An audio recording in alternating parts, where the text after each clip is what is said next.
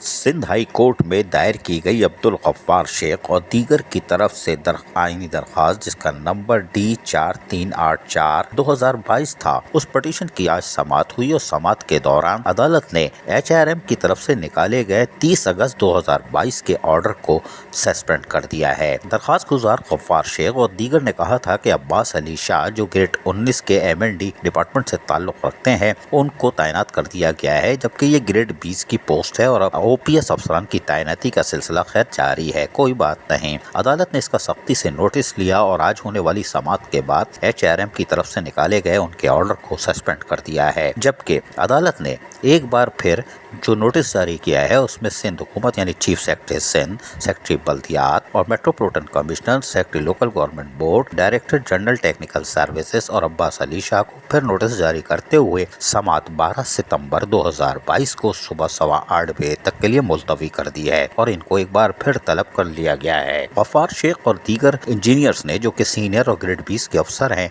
उनकी जगह OPS अफसरान तैनात करने पे दरख्वास्त दायर की गई थी और यकीनी तौर पर बल्दिया उज़्मा कराची में OPS अफसरान की भरमार है। एक साल में 2 प्रमोशन और फिर हेलीकॉप्टर अलग, कोई बात नहीं, लेकिन आइंदा समाअत में क्या होगा ये देखना है। अजीज आरिफ, KBS बल्दियाती न्यूज़ कराची।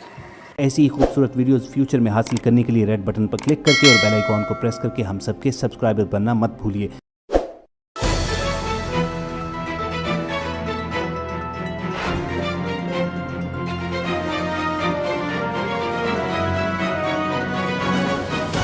KBS